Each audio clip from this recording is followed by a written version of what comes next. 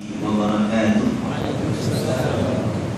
Mari seperti biasa kita mulakan pertemuan pada malam ini dengan memohon taufik, hidayah dan pimpinan daripada Allah Subhanahu wa taala.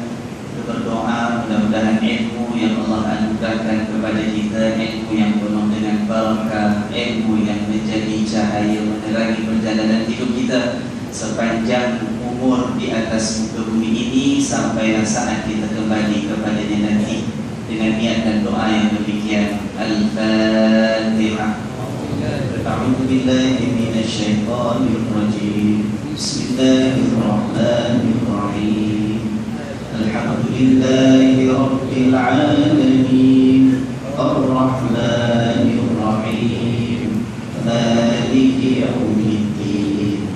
Iyyaka na'budu wa iyyaka nasta'in. اهدنا الصراط المستقيم صراط الذين أنعمت عليهم غير المغضوب عليهم ولا الضالين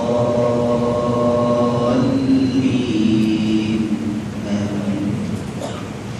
الحمد لله رب العالمين والصلاة والسلام على سيدنا محمد أشرف الأنبياء والمرسلين وعلى آله وأصحابه وتابعيهم بإحسان إلى يوم الدين. Alhamdulillah, syukur kita kehadirat Allah Subhanahu wa taala. Malam ini Allah kurniakan kita peluang dan kesempatan sekali lagi di dalam kita meneruskan pengajian memerhatikan ayat-ayat Allah Subhanahu wa taala yang telah diwahyukan kepada baginda Nabi Muhammad sallallahu alaihi wa alihi wasallam. Tuan-tuan dan puan sekalian, minggu lepas kita telah membaca sampai ayat 35.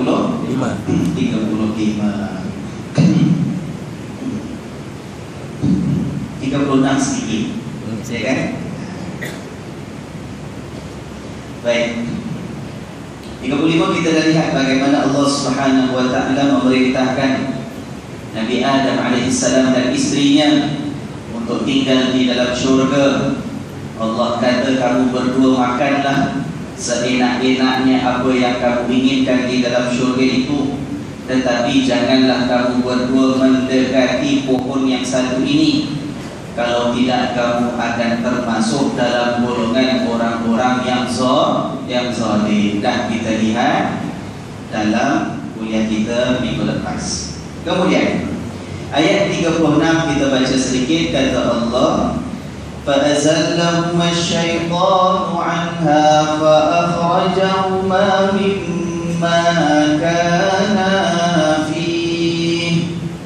فَأَزَلَّهُمَا الشَّيْطَانُ. Kemudian syaitan pun azallahuma. Apa makna azallahuma dalam kitab tuan-tuan yang ada? Lalu syaitan menggelincirkan mereka, ataupun lalu mereka berdua digelincirkan oleh syaitan. Itu dalam kitab yang saya ada atas sini yang tuan-tuan sebut pun begitu juga. Ataupun syaitan buat mereka itu tersilam, ya, gelincir. Kaki kalau tergelincir tu terpelicuk, ya kan, begitu ya.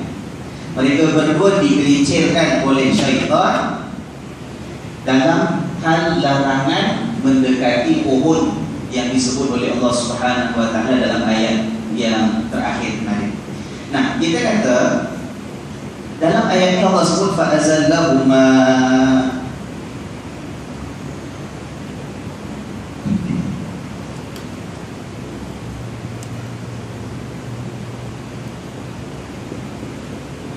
Fa'azallahuma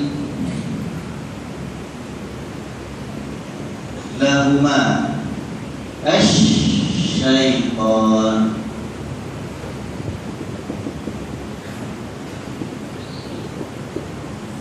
Fa'azallahuma, maka azalla menggelincirkan, membuat tersilap.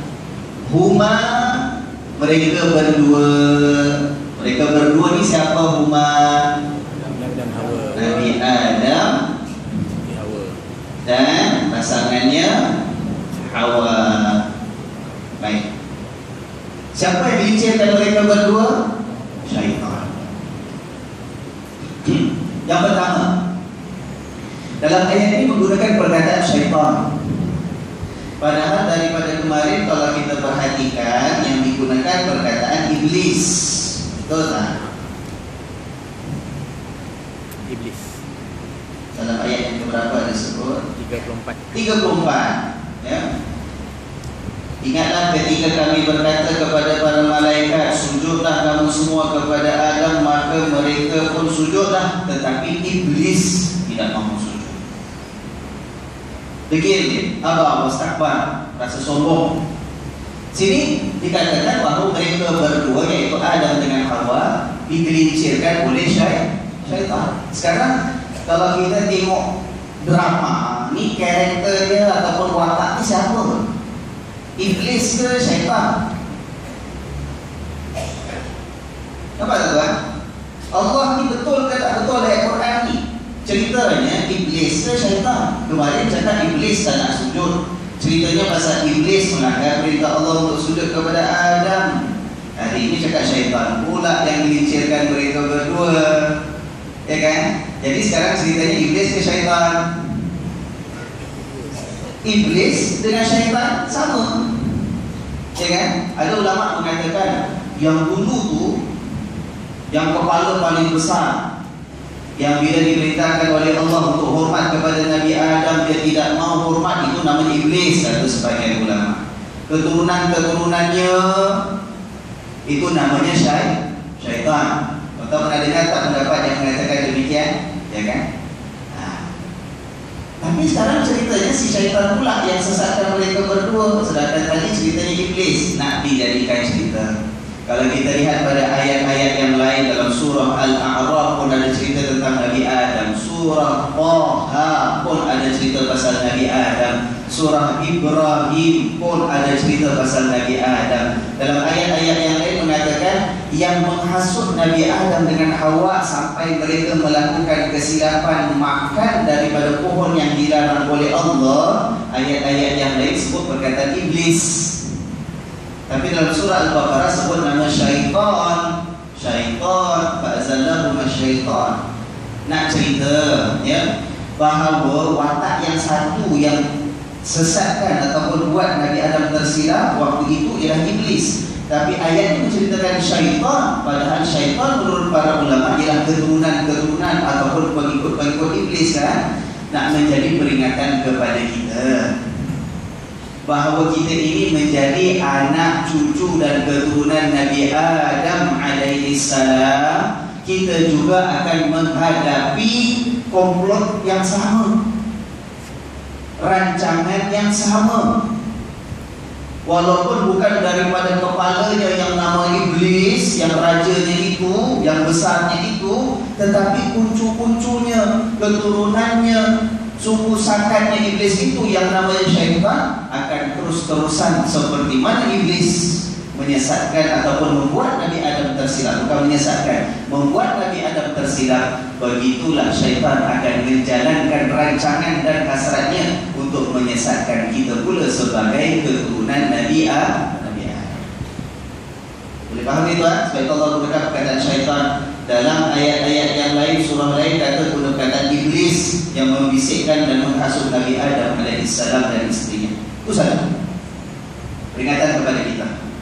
Jangan kita baca ceritanya, oh kesian datuk kita Adam, oh kesian nenek kita Hawa. Oh, ini bukan cerita tengok cerita orang dulu kita kesian tak, tapi berhati-hati kita pun akan diserang sama. Ya. Kemudian berikutnya, ini yang kita ada sebut sedikit kemarin dalam pertemuan minggu lalu, kita kata huma, mereka berdua yang diperdaya dan digelincirkan oleh syaitan. Maknanya Adam dengan Hawa. Bukan satu sahaja yang kena tipu dengan iblis.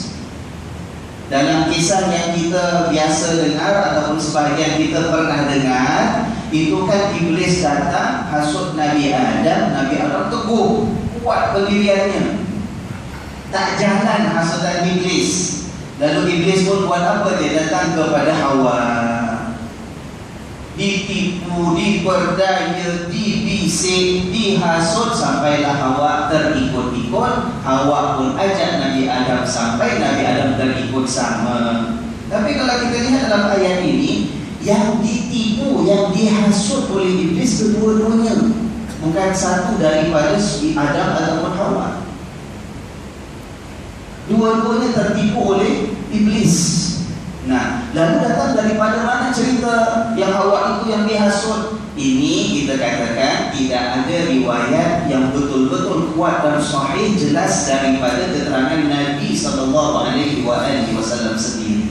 Tak ada hadis yang sahih yang kuat bahawa Nabi bersabda iblis itu hasut dan tipu Hawa dulu, kemudian Hawa pun hasut suaminya. Tak ada.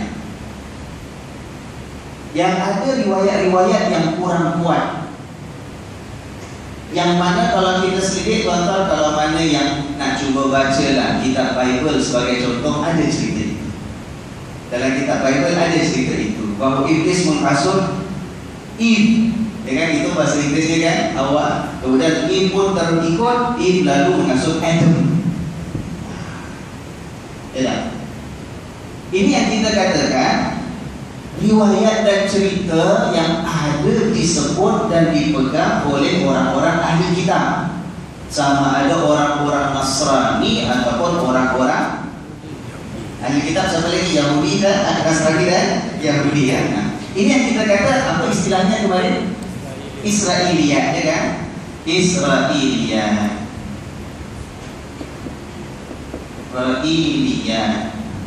Kisah-kisah yang dipegang, yang dipercayai, yang ada disebut dalam kitab yang digunakan orang-orang Nasrani ataupun Yahudi. Baik. Tetapi sikap kita ialah kita dah diingatkan kemarin, bila kita berhadapan dengan kisah-kisah seperti ini, jangan terus percaya dan pegang seperti mana, jangan langsung ditolak dan dinafikan, sebab kita tak pasti apakah cerita ini yang ada dalam kitab mereka, bukan kitab kita. Apakah itu masih lagi di antara kandungan Injil ataupun Taurat yang masih kekal daripada asal, ataupun yang telah ditumpuk tambah oleh pendeta-pendeta Yahudi dan Nasrani. Kita tak pasti. Sebab itu kalau kita baca ulum at-tafsir, ya, ilmu yang dikarang ulama menyebut tentang kaedah-kaedah bagaimana menafsir Al-Quran, mereka mengatakan bila terjumpa kisah-kisah Israiliyat, maka kita serahkan kepada Allah. Mungkin ya, mungkin tidak. Kecuali kalau kisah Israiliyat itu yang bertentangan memang dengan prinsip agama yang dibawa oleh Rasulullah SAW, itu yang kita tolak. Macam kisah Nabi siapa kemarin yang nampak perempuan mandi, kisah Nabi Daud kononnya, itu kita tak dapat terima. Ya, tapi kalau kisah yang iblis hasut Hawa dulu, Hawa kemudian hasut Adam alaihissalam, kita serahkan kepada Allah. Mungkin ya, mungkin tidak. Begitu juga bagaimana syaitan ini ataupun iblis ini boleh sampai memperdaya Adam dengan Hawa, padahal mereka tinggal di mana? Syurga. Tuan-tuan, syurga itu tempat tinggalnya orang baik-baik saja kan? Orang kalau tak baik boleh masuk syurga? Tak boleh lah, haki iblis. Kan timbul persoalan. Adam dengan Hawa dalam syurga, iblis sudah dihalau Allah, keluar kamu daripada syurga. Bagaimana iblis boleh menghasut Adam? Padahal syurga bukan tempat orang jahat, ya kan? Kasih tuan-tuan, saya tak nak panjang cerita. Tuan-tuan kalau ada kitab tafsir yang urai panjang-panjang dari cerita perbezaan pendapat para ulama, kita tak nak bingung-bingung. Kita kata ada ulama yang berpendapat bahawa bukan iblis masuk dalam syurga, nak masuk tak boleh, ya kan? Tetapi dia punya was-was dia yang masuk. Tuan-tuan, dalam bahasa Arab orang Melayu sebut was-was, ada kan? Was-was ni maknanya ragu-ragu, tak yakin. Tapi dalam bahasa Arab, was-wasnya syaitan ataupun iblis ialah bisikan-bisikan dia. Kalau disebut dalam bahasa Arab ada was-was syaitan, maknanya bisikan syaitan. Jadi ada beberapa ulama mengatakan iblis tak boleh masuk. Syurga bukan tempat untuk dia. Macam mana dia boleh masuk sedangkan telah dihalau keluar oleh Allah bila dia diam dulu? Ya kan? Tapi pendapat pertama mengatakan yang masuk tu was-was dia, bisikan dia yang boleh masuk. Wah, dia sendiri tak boleh masuk, tapi hasutannya boleh sampai masuk dalam syurga, tuan-tuan. Ini kalau ikut pendapat seperti ini, kita dapat lihat kuatnya pengaruh iblis dan syaitan. Sampaikan kalaupun dia sendiri tak boleh masuk pada kita, bisikannya daripada jauh boleh sampai ke dalam hati kita. Tengok. Sebab itu tuan-tuan, kita ni kena jaga-jaga. Kadang-kadang ada sebagian orang cukup takut kalau rasanya kat rumah tu ada gangguan lah, kat rumah tu ada nampak macam-macam lah, ya kan? Kita cari orang yang pandai untuk mengubat, untuk halau jin, untuk halau syaitan, ya kan? Bila dah tak ada gangguan, alhamdulillah Pak Ustaz, terima kasih, pengerasnya berapa? Saya tak ada apa-apa, saya ikhlas saja. Kita pun kasih $100-200. Besok lusa datang bawa pisang lagi, besok lusa datang bawa pulut lagi, macam-macam. Sebab kita rasa senang. Kita rasa bahawa rumah kita dah tak ada gangguan. Jin, syaitan dah tak boleh masuk. Pak Kiai dah pagar. Betul tak tuan? Walaupun dia tak masuk, ingat daripada jauh dia tak boleh mempengaruhi dengan was-wasnya dia, iaitu dengan hasutannya. Sedangkan Adam dengan Hawa dalam syurga, was-was iblis daripada luar boleh masuk mempengaruhinya. Nampak tuan? Sebab itu saya ingatkan pada sahabat-sahabat yang katalah kalau pernah melalui pengalaman rumahnya ada gangguan kabel, cari orang pandai, alhamdulillah dapat bersihkan, dah tak ada lagi gangguan yang bukan-bukan, rasa rumah dah bersih, hati-hati, rumah dah bersih, jin kalau tak masuk pun ganggu kita, ingat tidak ada benteng kecuali iman yang boleh menyelamatkan hati kita daripada dihasut dan dibisik oleh iblis dan syaitan. Kalaupun dia jauh, itu satu pendapat. Ada pendapat kedua, dia kata kalau tengok kepada cerita-cerita ayat yang ada, menunjukkan bahawa iblis memang datang hasut pada Adam alaihissalam. Memang datang hasut, datang memperdaya. Tapi masalahnya syurga tak boleh dimasuki oleh orang-orang yang tidak baik, makhluk yang tidak baik. Jadi ada pendapat kedua ahli tafsir mengatakan apa? Mengatakan syurga tempat tinggal Adam dan Hawa di sini bukan syurga yang itu nanti kita nak masuk, namanya jannah, balasan kepada orang-orang beriman dan saleh. Ini syurga, tuan-tuan. Syurga dalam bahasa Arab apa tuan-tuan tahu dah? Dalam bahasa Arab syurga jannah. Jannah. Okey, jannah. Jannah. Sampaikan ada orang letak nama anak perempuan Jannah, alhamdulillah. Ada Nur Jannah, Nurul Jannah, cahaya syurga. Asal makna Jannah ini dari segi bahasa Arab. Asal makna Jannah itu ialah taman, garden. Taman ini umum. Kalau taman itu macam botanic garden kan, wah, besar, cantik, bunga banyak. Cuma sekarang kolam-kolamnya dah separuh kering lah, ya kan? Itu dalam bahasa Arab boleh tak kita kata botanic garden itu sebagai jannah? Boleh, sebab dari segi bahasa jannah maknanya taman. Boleh jadi mana-mana taman. Cuma dari segi akidah kita percaya bahawa nanti ada jannah yang akhir, tempat kembalinya orang-orang yang soleh, hamba Allah yang beriman, masuk di dalamnya khalidina fiha abada, kekal di dalamnya selama-lamanya. Itu jannah yang khusus itu, syurga taman yang khusus itu. Tapi nak cari cerita dalam kisah Nabi Adam, ada pendapat ahli tafsir kedua mengatakan jannah tempat tinggal Nabi Adam dengan Hawa ini bukan jannah syurga, tapi ini satu tempat yang sangat indah. Semuanya ada, tapi di dunia ada satu tempat indah bagaikan taman, Allah istilahkan sebagai jannah. Tapi bukan jannah yang itu, jannah yang iblis tak boleh masuk, syaitan tak boleh masuk. Bila ada cerita Nabi Adam sampai boleh ditipu oleh iblis dalam jannah, dia kata ini jannah lain, ini jannah dalam syurga. Cuma jangan tanya kat mana sekarang ni. Jannahnya ada kat mana? Kat negeri Arab ke, kat negeri Melayu ke, kat negeri Jawa ke, kat India ke, kat Amerika, kita tak tahu. Tak penting pun nak tanya buat pening kepala dia, usah-usah kepala. Ya kan? Itu pendapat kedua. Boleh faham tak ni? Pendapat pertama kata jannah ini syurga.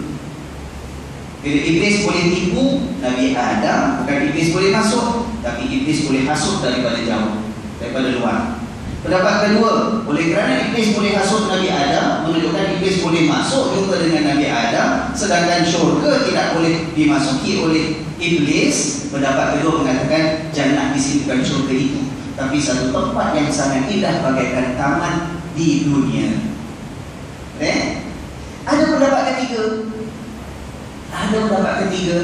Pendapat ini diriwayatkan macam kemarin, ya. Pendapat ketiga, ada sebahagian ulama, antaranya ya Ibnu Jarir At-Tabari, pengarang kitab tafsir yang sangat terkenal, guru kepada Ibnu Katsir, Imam Ibnu Katsir, termasuk juga Imam Ibnu Abi Hatim. Mereka berdua riwayatkan, ingat tak macam ini ceritanya kemarin, sampai kepada sahabat Ibnu Mas'ud, Abdullah Ibnu Mas'ud radhiyallahu anhu. Bukan hadis. Kenapa bukan hadis? Sebab Ibnu Mas'ud radhiyallahu anhu tak cakap yang ini dia dengar daripada Nabi SAW sendiri. Ini cerita dia sendiri. Tapi seorang sahabat yang memang diakui ilmunya tentang Al-Quran, dia cakap, dia menceritakan radhiyallahu anhu bahawa apabila Nabi Adam dan Hawa telah masuk dalam syurga, iblis tak boleh duduk diam. Pasal dia dah sumpah depan Allah, dia akan cuba untuk menyesatkan Adam dan keturunan. Dia nak masuk syurga, nak hasut Nabi Adam, tapi tak dibenarkan oleh pengawal syurga. Itu kan, minggu lepas saya sebut cerita sikit ya. Tak dibenarkan. Ada pengawal syurga, tak boleh masuk. Lalu kemudiannya dia bertemu dengan seekor haiwan, ada kaki 4, panjang haiwan ini, tapi kaki 4. Dalam bahasa Arab disebut sebagai hayyah. Hayyah ini kalau kita buka kamus sekarang maknanya ular, tapi ada kaki. Ada kaki. Iblis datang kepada ular tadi, tak macam buat pakatan, sembunyi dalam mulut ular tersebut. Jadi bila sembunyi dalam mulut ular, ular pun dapat masuk dalam syurga, sebab tidak ada larangan ular masuk syurga. Yang ada larangan iblis masuk syurga. Dah lepas kawanan. Macam cerita orang drive kereta masuk Singapura tak ada pasport.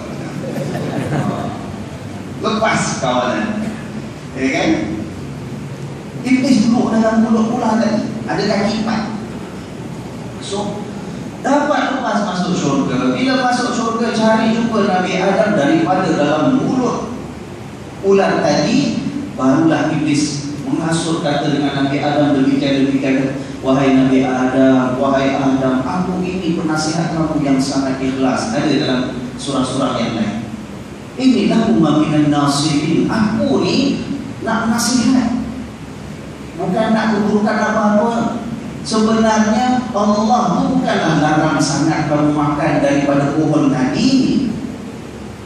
Tetapi kalau kamu nak tahulah cerita sebenarnya, kalau kamu makan daripada pohon itu, kamu akan naik darjah jadi malaikat dan kekal hidup selama-lamanya dalam syurga. Kau boleh baca dalam surah, kalau tak surah Al-A'raf, surah Taha ada ayat tersebut. Itu bisikan dan hasutan iblis. Tak ada salah apa.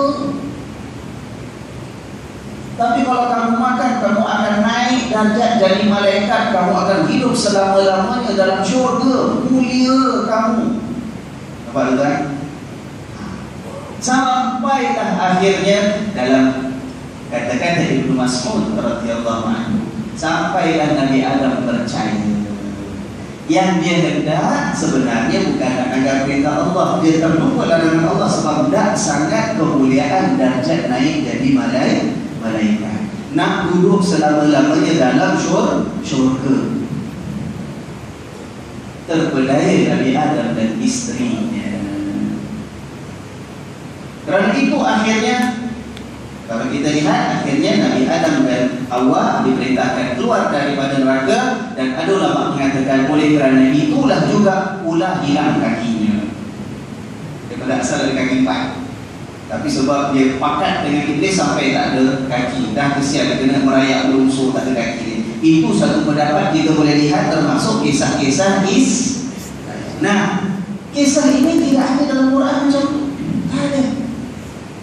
Dalam hadis-hadis sahih cari, tak ada Nabi SAW bersabda seperti itu. Tapi ada kisah riwayat daripada kata-kata seorang sahabat namanya Abdullah bin Mas'ud radhiyallahu anhu. Nak percaya ke tidak?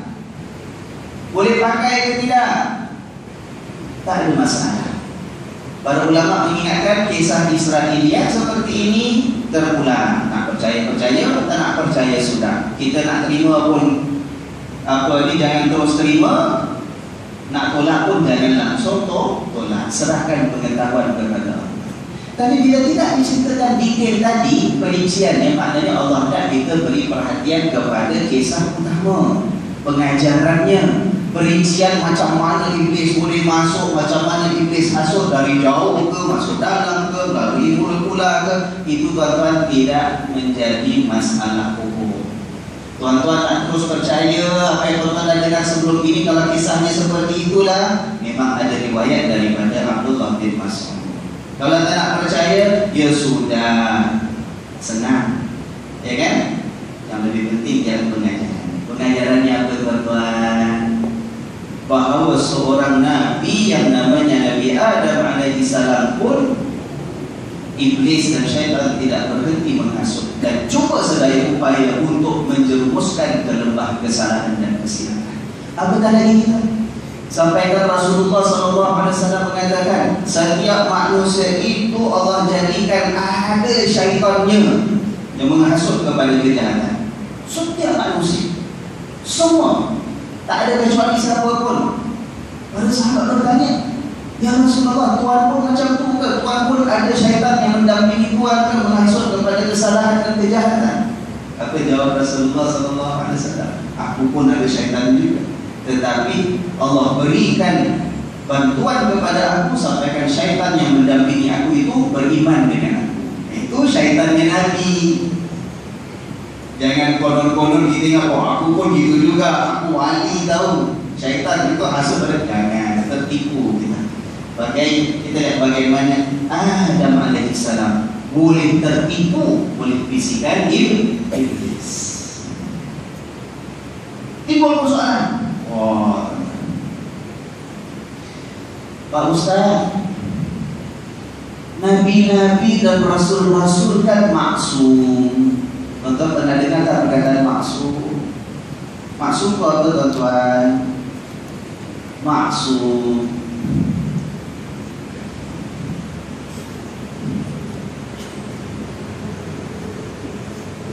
ialah kalau pakai K boleh, nak pakai tanda gitu tu maksum ya. Maksum ni maknanya apa ya? Siapa nak cuba? Nabi itu maksum, Rasul itu maksum. Terpelihara, subhanallah. Maksum itu terpelihara. Terpelihara daripada apa ni? Daripada dosa dan kesalahan. Nabi, Rasul itu maksum dalam akidah kita. Allah mengutus mereka untuk menjalankan tugas membimbing umat manusia kepada Allah dan kebenaran. Tak mungkin mereka itu melakukan dosa. Maksum, terpelihara. Macam mana boleh Nabi Adam ini sampai tersalah melakukan kesalahan, tersilap? Macam mana? So Nabi ini maksum ke tak maksum? Tuan-tuan, apa yang dilakukan oleh Nabi Adam, jangan kita anggap sama macam dosa yang kita buat antara nafsu kita tak. Nabi Adam alaihissalam, dia itu ditipu oleh iblis. Dalam saya selalu confuse antara cerita Nabi Adam dalam surah Al-A'raf, surah Taha, surah Ibrahim. Salah satu surah ini ada ayat Allah mengatakan fanasiya. Kalau saya cari sekarang takut ambil masa pula gitu. Saya cuma nak sebut ada perkataan Allah gunakan Nabi Adam itu bila dihasut, akhirnya kata Allah fanasiya. Siapa yang ada hafal Quran boleh beritahu saya tak ini dalam surah mana ada cerita Nabi Adam. Allah kata dia fanasiya.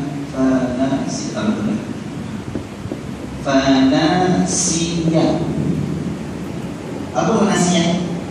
Siapa belajar bahasa Arab? Lalu Adam itu terlupa. Betul? Fanasiya. Nabi Adam terlupa. Orang hebat sangat. Dibisik, dihasut sampai terpedaya dan terlupa Nabi Adam. Nampak tak? Fanasiya.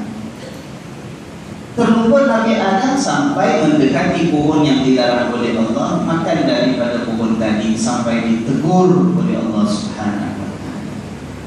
Berjaya tak rancangan iblis? Berjaya. Tapi tidak boleh kita katakan bahawa ini menunjukkan Nabi itu tidak maksum. Tak, Nabi tetap maksum. Nabi Adam dah buat salah. Salahnya peringkat nasiyah. Nabi Adam itu sampai terlupa lantaran banyak sangat hasutan daripada iblis.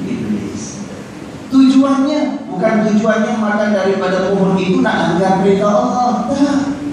Tujuannya apa? Tujuannya sebab dia nak naik darjat jadi malaikat. Bukan tujuan yang bagus. Nak kekal dalam syurga. Kalau boleh sampai bila-bila tak nak keluar daripada syurga. Syurga tempat yang mulia. Kan bagus niat macam tu. Cuma terlupa larangan Allah tadi. Nampak tak? Ya, jadi tak timbul masalah maksum tidak maksum. Tak sama macam salahnya kita. Kita buat salah bukan selalu lupa. Buat salah pasal terlupa memang ada. Banyak koyan-koyan. Tapi yang buat salah sengaja pun banyak juga. Itu kita. Dan Rasulullah SAW sendiri, Nabi Muhammad SAW, ada tak kadang-kadang tersilap pertimbangan sampai ditegur oleh Allah? Ada tak? Nabi SAW sendiri ada. Kan ada kisah yang pada satu ketika Nabi duduk dengan pembesar-pembesar Quraisy, tiba-tiba datang seorang sahabat yang buta matanya. Ingat tak kisah itu? Datang nak bertanya dengan Rasulullah SAW sesuatu perkara. Nabi palingkan muka daripada dia. Sebab Nabi sekarang sedang berbincang dengan pembesar-pembesar Quraisy. Ditegur oleh Allah. Apa ayatnya? Abasa wa tawalla, juz 30. Allah tegur Nabi Muhammad SAW, mengatakan si Muhammad itu SAW, dia bermasa muka, abasa, bermasa muka, wa tawalla, dan berpaling mukanya. Daripada siapa? Daripada sahabat yang buta datang bertanya tadi. Nabi bukan buat salah, itu pertimbangan. Pada Nabi ini seorang sahabat yang aku kasih, yang aku yakin kalau aku tak jawab soalan dia sekarang pun dia tak akan merajuk. Nanti kan ada kesempatan yang lain. Ya kan? Tuan-tuan tanya dengan saya tak jawab. Sebab saya tahu tuan-tuan tetap akan datang besok. Bisa tanya juga walaupun hari ini saya sibuk, ya kan? Padahal itu pembesar-pembesar Quraisy satu peluang. Bukan selalu nak datang jumpa. Sekali datang jumpa. Kalau bayangkan, kalau aku dapat yakinkan mereka untuk beriman, subhanallah. Budaya orang Arab zaman itu, kalau Pak Lorahnya dah beriman, suatu kampung semua beriman. Itu cara orang Arab. Jadi Rasulullah SAW melihat peluang ni. Tapi ditegur tak oleh Allah? Ditegur. Allah kata, tak, apapun peluang yang ada, tapi ini orang yang beriman datang bertanya. Jawab soalan dia. Layan dia dengan baik. Yang itu boleh tunggu nanti. Nampak kan? Salah tak Rasulullah SAW? Tak salah. Tapi tersilap pertimbangan, ditegur oleh Allah Subhanahu wa taala. Silap pertimbangan Nabi seperti itu, sama tak dengan salah begitu yang banyak gitu, Pak? Tak salah. Kita punya kesalahan banyak didorong oleh nafsu, oleh takabur kita, rasa bangga kita, kadang-kadang sombongnya kita. Itu banyak kesalahan yang kita lakukan. Baik, balik pada ayat yang kita baca ini. Fa'azallahuma syaitan, maka kemudian syaitan telah menggelincirkan mereka berdua. Fa'akhrajahuma, lalu Allah mengeluarkan mereka berdua mimma kana fi, daripada nikmat syurga yang mereka ada di dalamnya sebelum itu. Allah buatkan dengan sebab dah makan daripada pohon yang dilarang oleh Allah. Wa qulna bitu, dan kami berkata kepada mereka berdua dan juga kepada iblis, wa qulna bitu ba'dukum li ba'din, sekarang kamu turunlah daripada syurga. Turun pergi mana? Pindah ke hidup dunia. Ba'dukum li ba'din adu, sebahagian kamu adalah musuh kepada sebahagian yang lain. Iblis adalah musuh kita, syaitan adalah musuh kita, ya kan? Itu yang diatur oleh Allah Subhanahu. Jadi tak ada timbul persoalan macam yang saya sebutkan kemarin. Kalau memang asalnya Nabi Adam itu Allah jadikan dengan tujuan menjadi khalifah di bumi, kenapa duduk dalam syurga dulu? Kenapa mesti ada cerita kena tipu oleh iblis dulu? Kenapa ada cerita Nabi Adam nanti bertaubat pula? Terus tinggal dalam dunia kan senang. Allah nak tunjuk cerita ni tak ada hikmah, ada iktibar. Allah nak menunjukkan kepada kita bahawa sebagai manusia tempat asal kita itu dalam syurga. Cuma Allah kasih tugas uruskan dunia terlebih dahulu. Hasrat yang ada dalam hati manusia untuk dapat masuk syurga itu hasrat yang semula jadi, perasaan yang fitrah, sebab asal kita pernah duduk dalam syurga. Nampak tak? Ingat, jadi peringatan kepada kita bahawa duduk dalam dunia, jalankan tugas menjadi khalifah. Jangan ingat tak ada ujian, jangan ingat tak ada cabaran. Sebab Allah nak menguji kita, Allah siapkan ada musuh yang harus kita bersikap hati-hati terhadapnya. Sedangkan bapa kita dulu, Nabi Adam AS, dalam syurga malah boleh diperdaya oleh iblis. Tak kisahlah ceritanya berdaya daripada jauh ke masuk dalam bulan-bulan ke, itu belakang cerita, ya kan? Ada akibat, ada pengajaran. Walakum fil ardi mustaqarrun wa mata'un ila hin, kata Allah ayat 36 ini.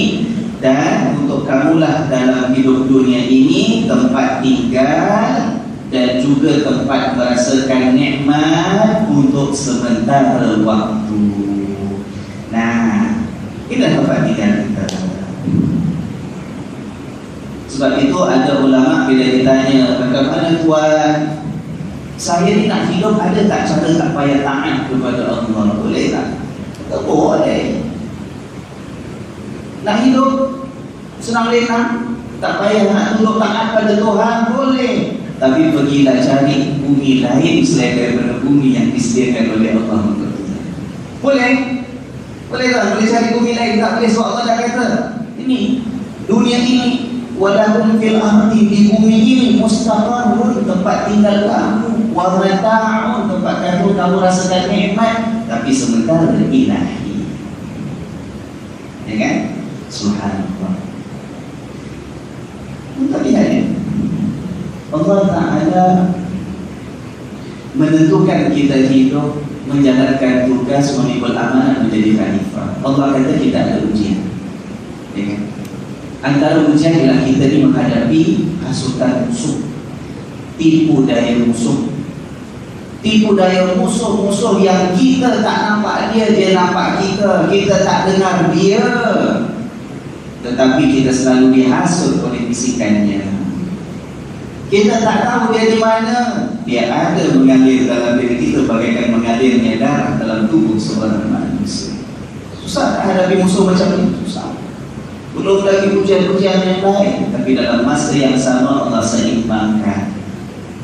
Allah kasih kita hidup kat dunia bukan setakat hadapi ujian, bukan setakat bersusah payah menjalankan tugas, hadapi musuh, tak. Tapi Allah kasih kita nikmat. Wa mata'un. Pada ayat 36 Mustaqabun. Wa mata'un. Apa mana mata'? Kesenangan, kenikmatan. Allah kasih kita hidup kat dunia. Ada tak kesenangannya? Ada. Dapat duduk rumah wah sempurna. Daripada dulu rumah sewa dapat upgrade rumah 3 bilik, anak dah 4 jadi 4 bilik, cucu dah 12 bilik, zonek lagi sekarang. Alhamdulillah. Dulu naik basikal, lepas tu naik Vespa, sekarang dah ada kereta lagi. Alhamdulillah. Yang tak ada kereta pun nikmat kita banyak. Kita penat-penat balik daripada kerja, satu hari pulang terbalik, penat letih lesu kita balik rumah, ada yang sambut. Isteri sambut, bang apa khabar bang, macam mana hari ini? Tengok senyum isteri aja, wah separuh penat kita hilang. Dengar suara isteri, lari separuh hilang. Dipicit badan oleh isteri, wah nikmat terus macam rasa ada bidadari. Lagi dihidangkan kopiah, kopi O, Nescafe, wah kesian orang tak kahwin.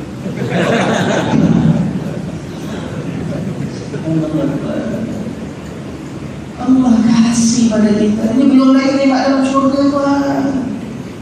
Nikmat kat dunia banyak tak? Saya tanya banyak tak nikmat Allah kasih dalam dunia? Banyak. Wa ta'ala nikmat Allah la tusuha. Kalau tak kira nikmat, nak hitung nikmat daripada Allah, tak mampu kita hitung.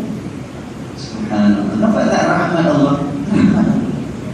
Allah kasih ujiannya sebab Allah nak kasih tempat istimewa nama syurga. Allah kasih ujian, ada kesulitan, ada kesusahan, ada cabaran. Berapa lama tuan? 50 tahun, 60 tahun, 80 tahun, 90 tahun. Jangan hidup 90 tahun, 80 tahun, 70 tahun. Tolak sebelum balik belum ada tanggungjawab, cuma berapa tahun. Tapi Allah nak balas beri dalam syurga nikmat berapa lama. Hidup dalam syurga 20 tahun, 50 tahun, 100, kekal selama-lamanya. Itu pun kat dunia Allah dah kasih sebahagian daripada kesenangan.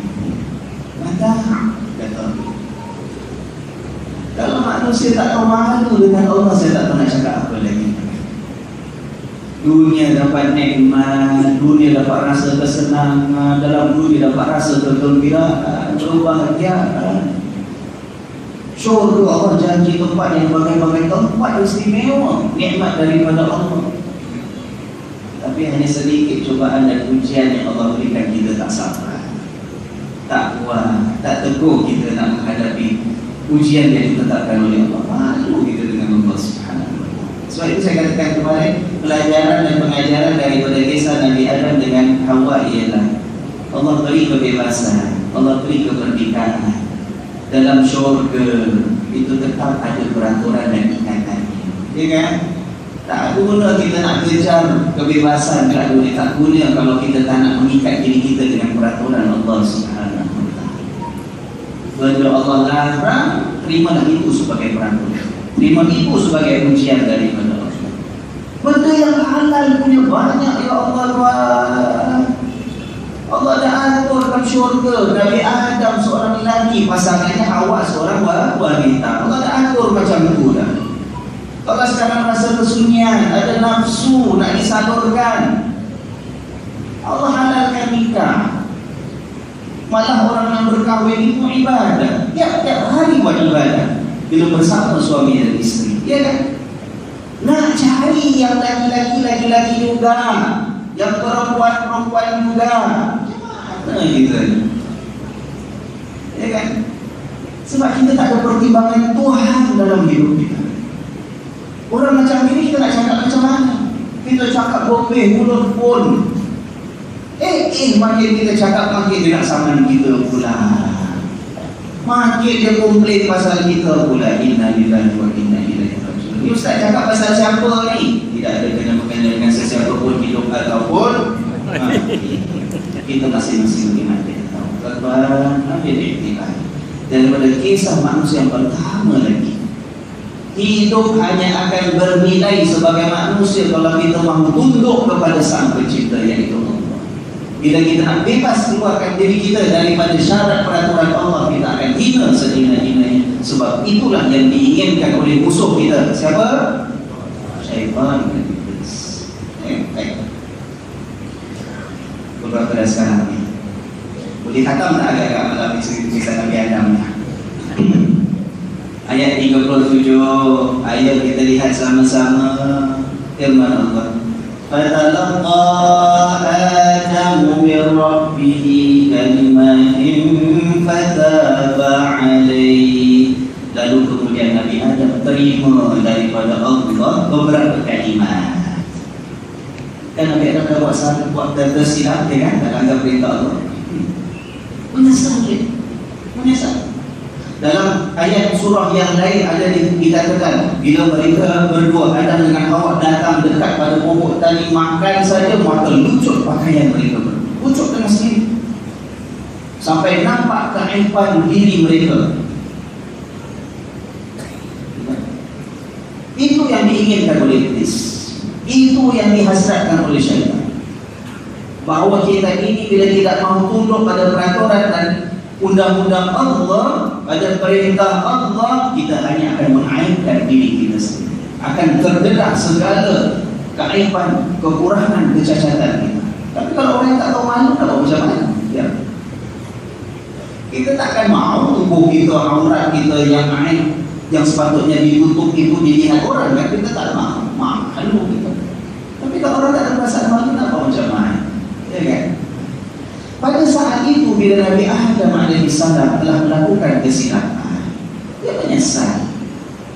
Lalu Allah ajar, bila nak menyesal, nak minta ampun, nak mohon kemaafan daripada Allah, Allah ajar beberapa kalimat. Ya, dalam ayat kita baca fatalaqa Adam, maka Adam menerima, ya, min Rabbihi, daripada Tuhannya kalimat, beberapa kalimat. Dalam surah yang lain cerita Nabi Adam juga, apa doa yang diajar oleh Allah Subhanahu wa taala kepada Nabi Adam? Apa doanya? Rabbana zalamna anfusana wa illam taghfir lana wa tarhamna lanakunanna minal khasirin. Wahai Tuhan kami telah zalimi diri kami sendiri. Kalaulah Engkau tidak ampunkan kami, kalau Engkau tidak mengasihani kami, nescaya termasuklah kami dalam golongan hamba-hamba-Mu yang rugi. Itu doa Nabi Adam AS. Siapa yang ajar? Allah. Bila Nabi Adam berdoa demikian, menyesal, mengaku kami dah buat salah, ya Allah, kami aniaya diri kami sendiri. Kalau Kau tak ampunkan, kalau Kau tak kasihani kami, nescaya kami ini rugi, ya Allah. Allah ampunkan tak? Allah ampunkan tak? Allah terima tak taubat Nabi Adam AS? Mana kita tahu Allah terima pengampunannya? Mana kita tahu Allah ampunkan? Dalam ayat itu sendiri kita lihat, fataba alaihi, maka Allah terima taubatnya. Tahu? Allah ampunkan tak?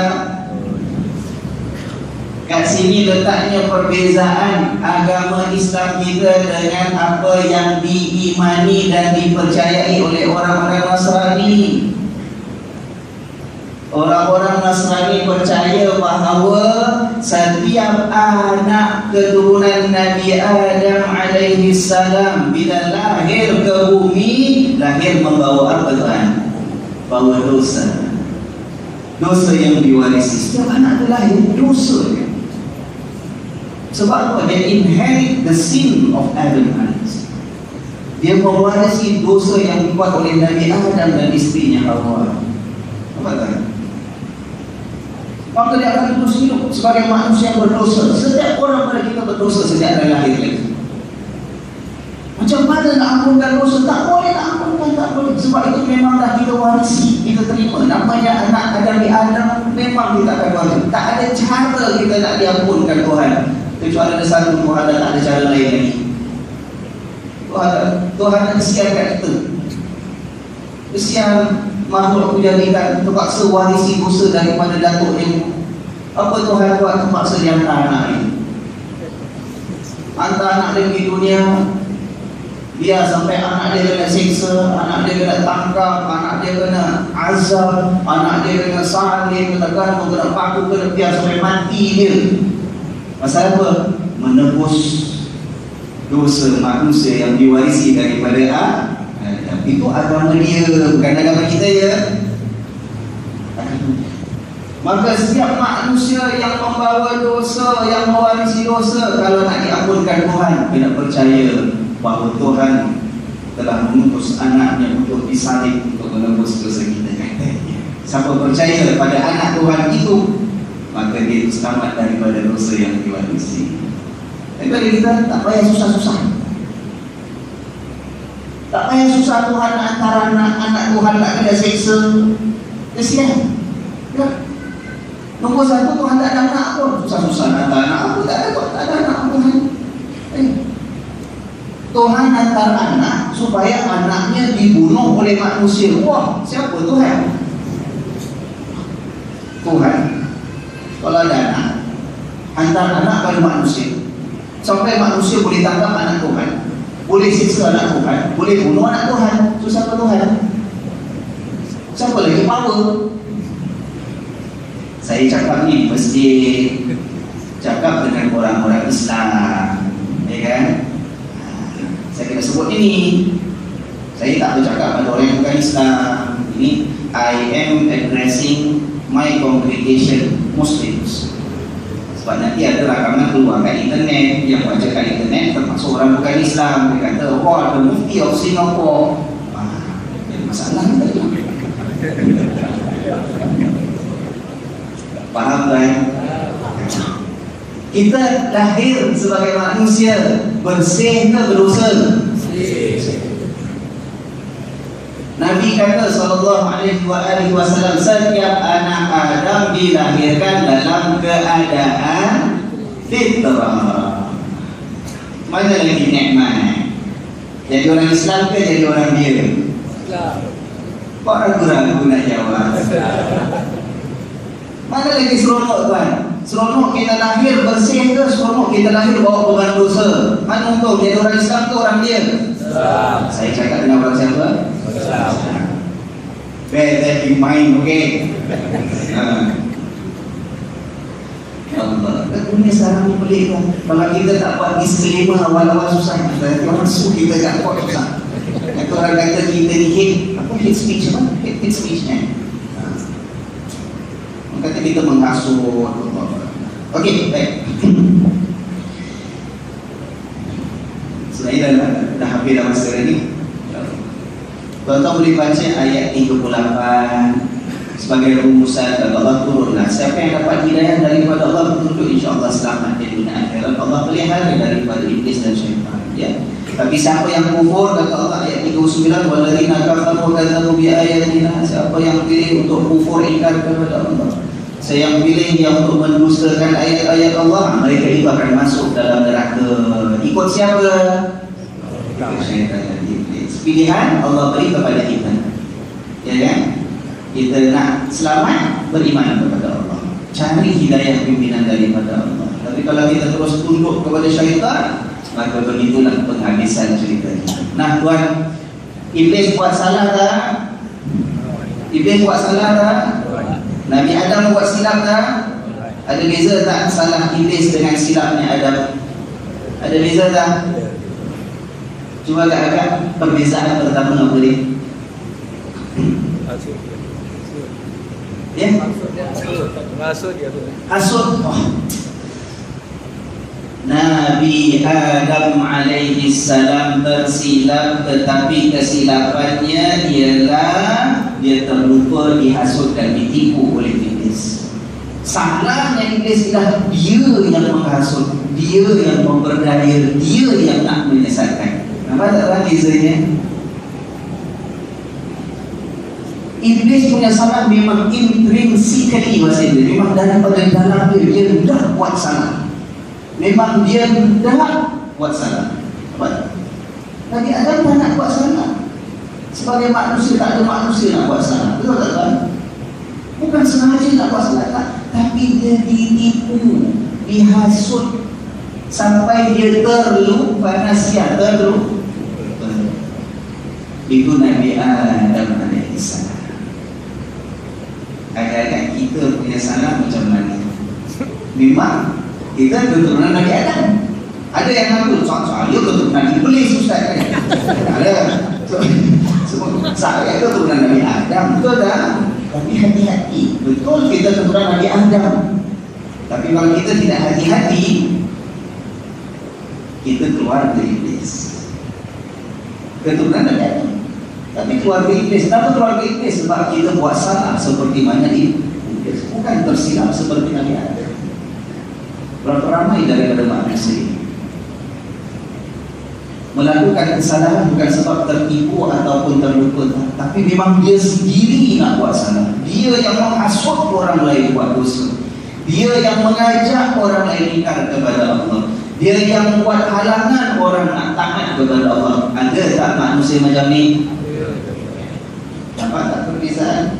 Salahnya Iblis dan silapnya Adam. Apa lagi bezanya? Ya? Bukan. Iblis itu salahnya dia sebab apa? Sebab dia menjadi buta dengan kesombongan dia. Ya Allah, buat apa aku nak sujud pada Adam? Kau jadikan aku daripada api, api mulia. Kau jadikan dia daripada tanah, tanah tu hina. Nampak tak? Tapi Nabi Adam tak ada cerita dia sombong, bongkar, dia makan tu asal luar manusia. Tak. Nampak tak? Dia tertipu. Berapa banyak kesalahan dan dosa ini sebenarnya puncanya, benihnya, bibitnya adalah kerana kesombongan. Hati kita rasa kita tinggi. Sebab itu manusia ini tak nak percaya adanya Tuhan. Siapa itu Tuhan? Tak nampak Tuhan. Apa ini peraturan Tuhan? Aku ni manusia. The intelligent being. Kita yang sekolah tinggi masuk universiti, bijak pandai. Apa kita nak percaya pada Tuhan-Tuhan ini semua? Sombong kerana bongkar. Habis semua kesalahan dibuatnya dia. Beza. Nabi Adam dia terlupa bukan masalah bongkar. Tak ada sombong, tak ada. Kan? Apa lagi beza Iblis dengan Adam? Apa lagi beza Iblis dengan Adam? Iblis tak nak taubat. Iblis dah buat salah, tak nak sujud, ditegur oleh Allah, bukan nak minta maaf. Oh, sorry ya Allah, sorry. Jadi ditegur, tak nak sujud. Iblis kata betul. Why must I bow to him? Why am I respect him? Kenapa saya nak hormat pada Adam? Tahu tak? Kita telah dapat buat salah, kita tegur. Apa dapat ni leceh lah. Tak ringan tangannya. Baik Ustaz Patris ni baik orang kata. Kemudian bila ditegur oleh Allah, Allah kata dengan Iblis, kalau betul gitu kamu tak nak tunduk, begitu alasan kamu dengan penuh kesombongan, keluar kamu daripada syurga, masuk dalam neraka. Kata Allah. Ada ayat-ayat yang menceritakan Allah perintahkan Iblis masuk neraka. Patutnya masuk neraka. Oh, kita maaf sangat ya Allah, astagfirullahaladzim, astagfirullah. Patutnya Iblis kata apa? Ya Allah, aku bersumpah, kalau memang kau letakkan aku dalam neraka, aku bersumpah agar aku sesatkan mereka. Minta jangan masuk neraka sekarang, tangguhkan aku sampai hari perhitungan nanti. Betul? Patutnya kita minta tangguh juga. Minta tangguh untuk apa? Untuk minta ampun. Ya Allah, jangan cepat sangat masukkan aku dalam neraka. Ya Allah, aku belum bersedia. Panjangkan umur aku ya Allah seberapa panjang yang mungkin, sebab aku mahu bertaubat, perbaiki diri ya Allah. Ya kan? Iblis lah. Oh, masuk neraka ya Allah. Alright. But please not now. Give me some more time. Minta lagi masa. Nanti hari akhirat lah, not now, jangan sekarang. Apa pasal? Aku sumpah akan aku sesatkan dia dengan keturunan dia semua sekali, masuk neraka dengan aku sama-sama. Nampak tak? Nabi Adam alaihissalam tersilap, terpedaya, tertipu, sampai terlupa, semua betul terpedaya, tertipu, dihasut sampai terlupa, tapi punya salah.